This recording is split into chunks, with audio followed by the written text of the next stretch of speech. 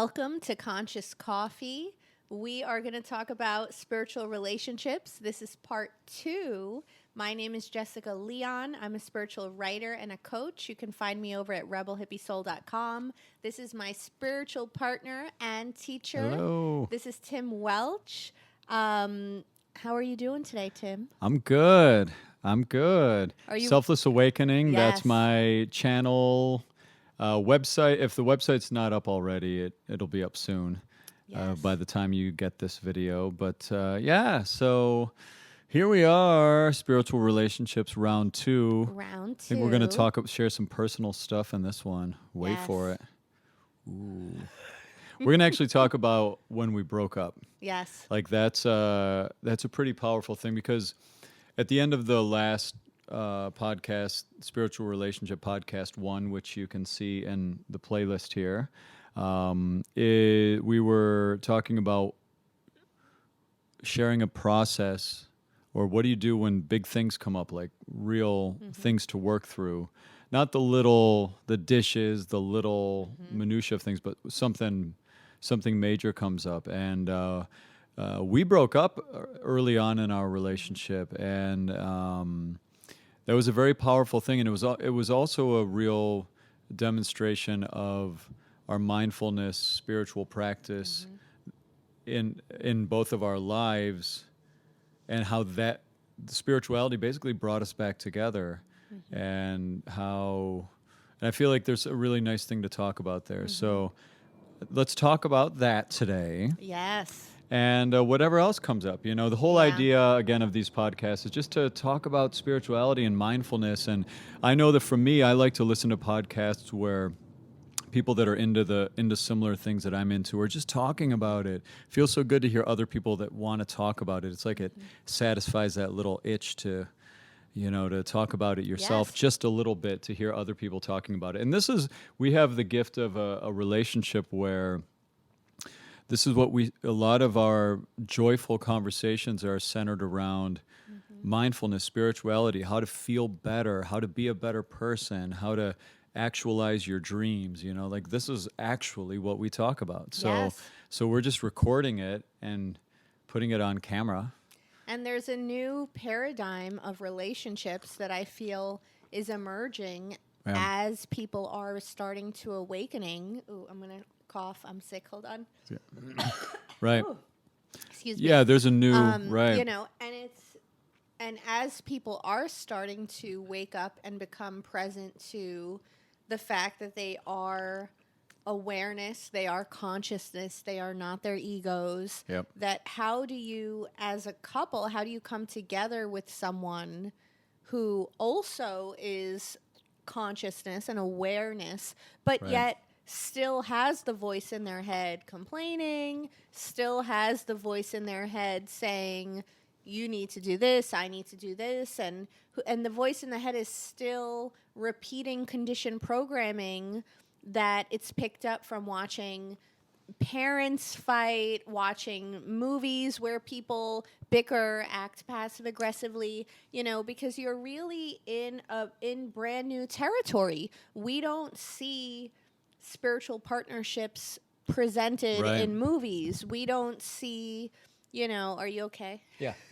We don't see, a lot of people don't have parents who were mindful and who knew how to communicate, or friends or family members. This is uncharted territory. Uncharted There's territory. no rom-coms out there And with there's- mindfulness. Like Exactly. it's all new. This is a new thing. Yeah, so we're sharing for the purpose of really putting out some information of this is what works for us, and it's an invitation. Try some things that we suggest.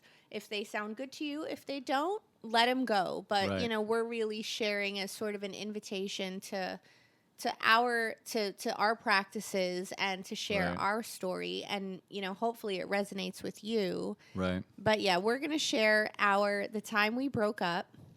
Yes. I feel you should start, Tim. All right. So basically, I separated long marriage, the length of time, 13 years, 14 years when we separated. And then I was single, and the whole dating thing was happening to me, and it was overwhelming and new and exciting and frustrating and all of the stuff that was. And I had, after I was separated, several months of dating, 4 or 5 months of dating before I met Jesse, I think. And I knew when I met her, I had met a contender. I met someone who was really going to give me a run for my money and challenge me and stimulate me. And a lot of the dates, although they were interesting people, I didn't feel stimulated, challenged, especially on this deep level of the type of stuff that we talk about and share in our lives. And so when I met her, there was a lot of wrestling in me of, I like her, she's fun, she's interesting, but what am I doing? I can't be in a relationship like this and like that, but I'd like, it's a lot of back and forth in my ego because, long story short, my ego, there was still a programming running that I wasn't fully able to see yet, that was the conquesting part of my egoic structure, the part that likes the rush of the date, the rush of the first encounter with meeting someone new, get all excited. It's first couple weeks super passionate, and then once I sensed the other person would like me, and they really were falling for me, I would start to feel a little like, oh, this is a little too serious. Even though I was pushing it to that place, as soon as it went there, then I felt a sense of, this doesn't feel right.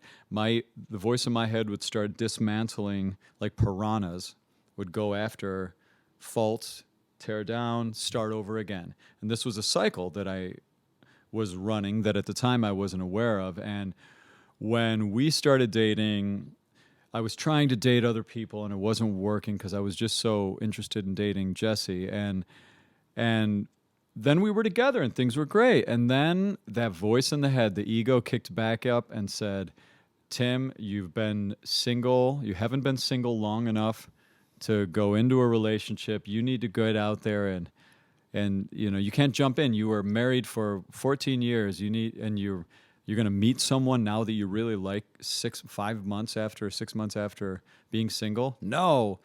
So I listened to my ego. And at the time, I didn't think it was ego, though. At the time, I thought it was me being spiritual, like opening up to the idea of maybe I need to be with other people. Who knows? Maybe I need to be like polyamorous or something. Maybe that's what being spiritual means. And I was opening my mind to this, even though I never tried polyamory. That was one of the things I was like, I don't know, maybe my ego was in a spiritual... Being spiritual, not that I'm saying it's not spiritual for those of you out there, if you are in polyamorous relationships, I'm not saying you can't be spiritual. I'm saying for me, I was lying to myself that this is what the deepest part of me really wanted. And so I convinced myself that I needed to date more. I needed to be out there. And then... yeah, and so then we broke up, and that's how we got to that place. And then the next stage is how Spirit brought us back together again, and that's when it really got magical. And I know that you had some experiences with that, as did I. Yes. Do you want to share a little bit about the breakup part for you? So after Tim and I broke up, I went headstrong into my spiritual practice.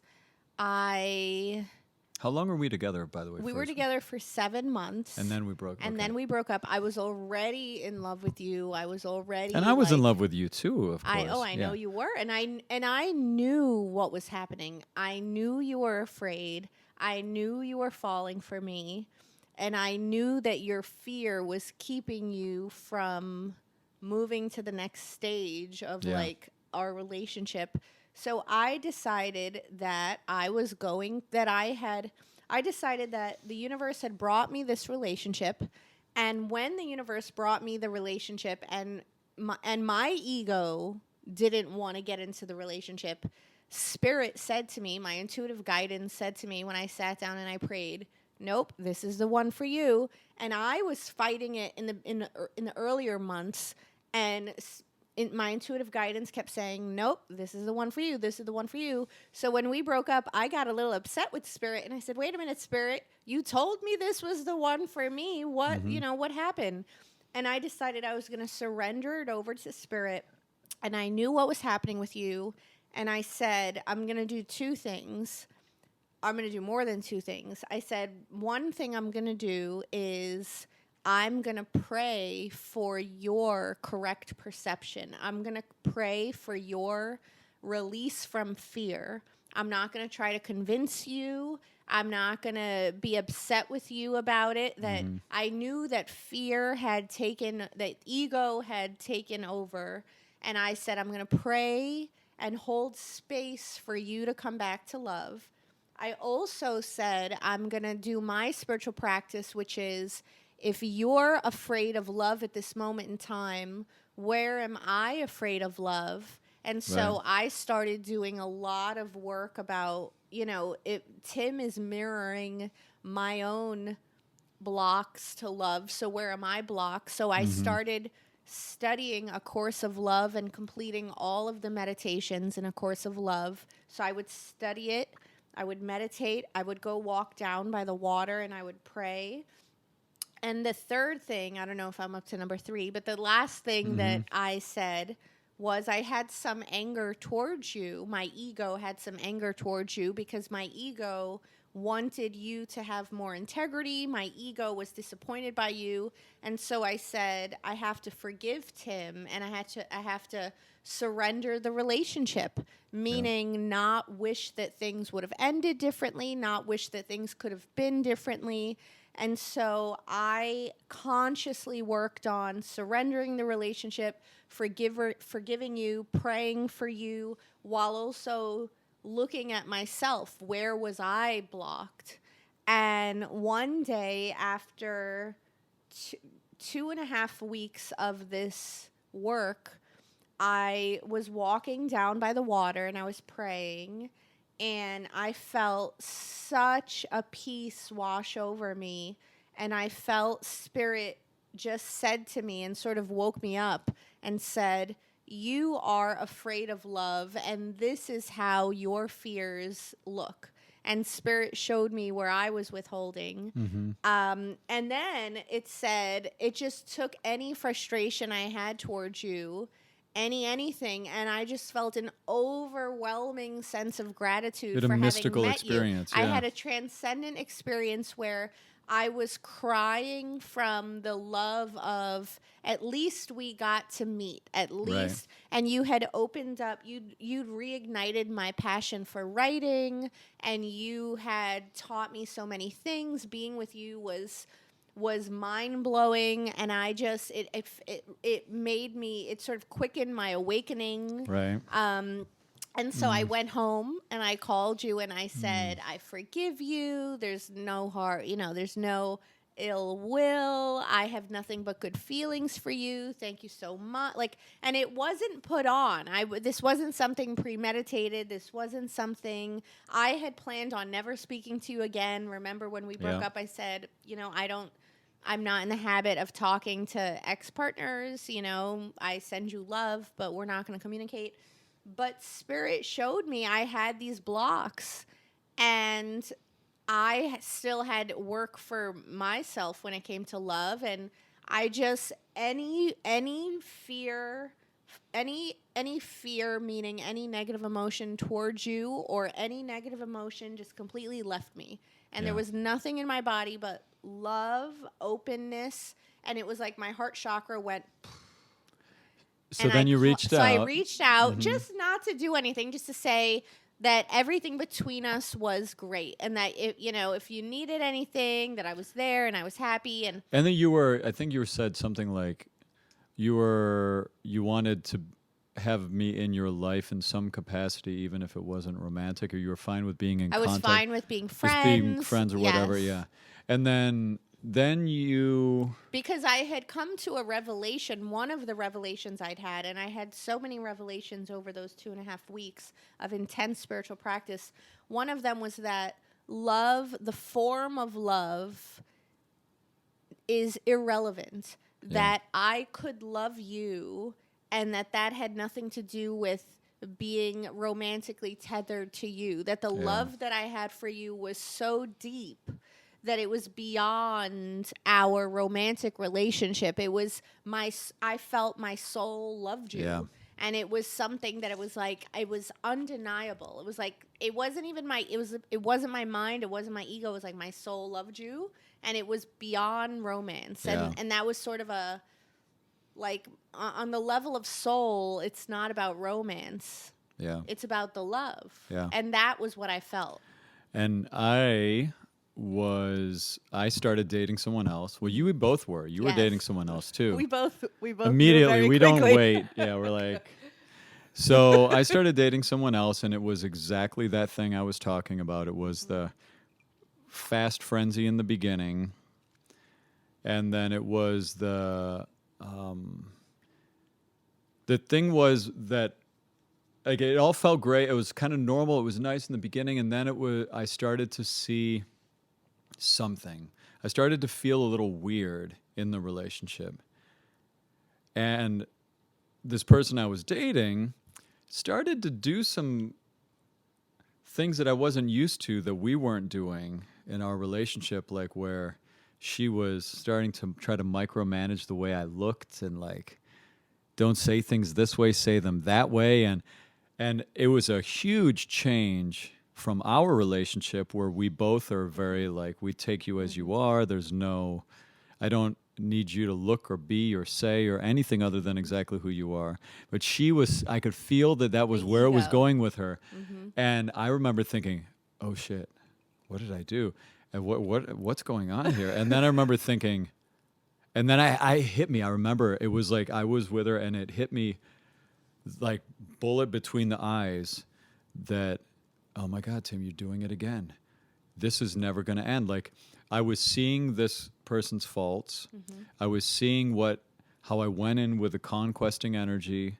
I could see how I was realizing it wasn't what I thought it was. I was realizing I was going to dismantle it and go out and do the same thing again, which I'd been doing for 6 months straight before I met you.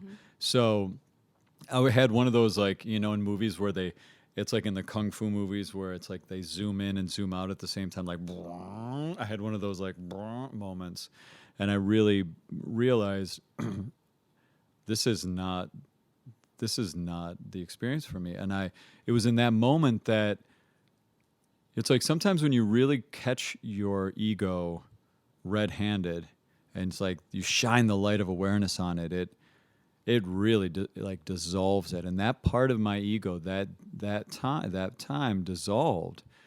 And it was right at the time too where you were talking about, hey, interested in us being in each other's lives. And and then, long story short, basically, I mean, there was one night where we were talking a little bit, and things were kind of winding down with this other person, I can't remember what stage of all of it being done, but I felt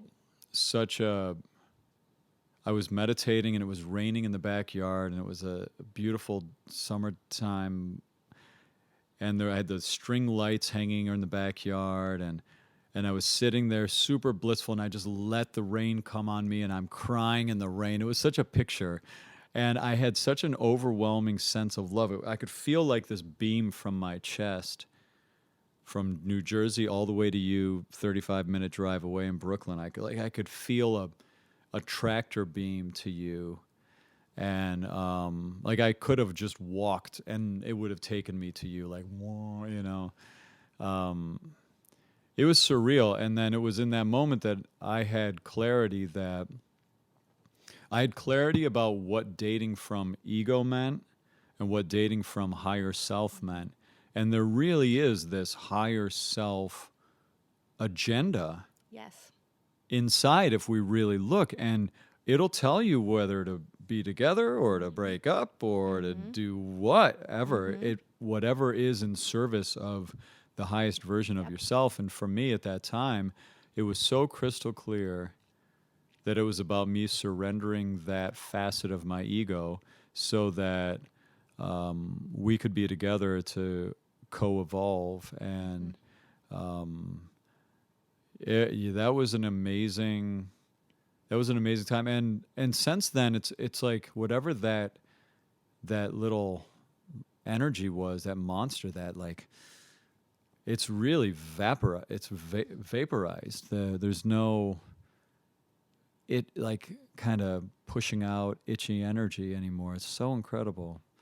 Isn't that wild? But that happened to us. And that's our and that's our story. and really what that's an example of, I guess, is like more so than anything, it's the idea of it. I don't know. I live my spiritual practice and my mindfulness practice from the place of I can be super skeptical about it, and I still will surrender to it and follow it because it's interesting to me, and I feel that it's so crazy that it feels like there is a path. Yes. Like, I mean, and there's a part of me, it's like, what do you mean? There's some benevolent force out there in the world that wants good for you and is laying out a path of good for you. It's like, yes. and there's a skeptical voice in my mind that goes, is exactly what it is. But it sure does feel that way, that there is a frequency to tap into that is the intuition for you, the highest good for you. And here's the thing is that we needed to go through that experience because we still had our final blocks to love. So Tim's block was that he had this egoic conquesting energy that needed to be healed and released. And I still had several blocks that Spirit showed me. I still had some issues with perfectionism, trying to control the relationship. I was trying to control the timing. Like, I was still withholding a little bit out of fear. And so, I believe that our higher selves wanted us to heal those blocks and release those blocks for the purpose of union, for the purpose of coming together. We're not here on earth to be alone. We're not here on earth to be afraid to deeply connect with another human being on a soul level. We're not here for the purpose of just making money and, or we're missing a big part of the human experience if we do. It's like to deeply, to truly let someone in, to enter into a spiritual relationship where you are fully invested in showing up as your highest self, and you are selfless insofar as your ego no longer gets a vote. You're surrendering the relationship. Like, that is a transformative experience, and I believe that is why we're here. We're here to be in relationship with one another. We're not here to be on a mountain alone.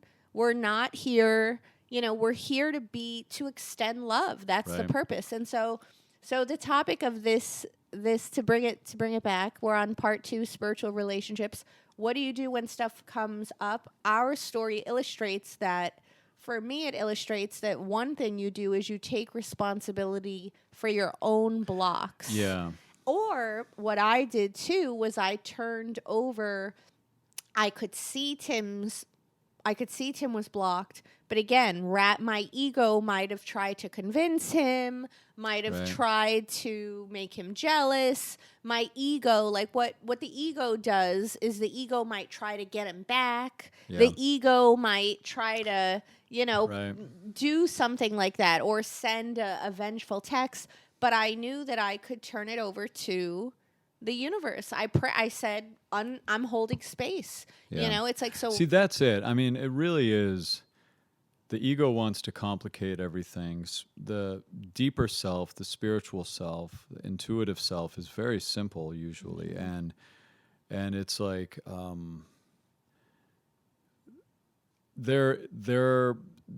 and it goes with everything in our lives, I think. It's like the more that we are in alignment with whatever that the intuition is, and that it really is, there is, And the example of the breakup is a good example of this idea of intuition, of I could feel it so clearly, like someone was literally teaching me a lesson in Me my too. life of like, someone went, Tim, you're going to see this and cue it. And it was Yes. like Truman Show or something. And Yes. something made me wake up to the reality of, wait a minute, these behaviors are coming out of some facet of me, this conquesting energy. Where is it coming from?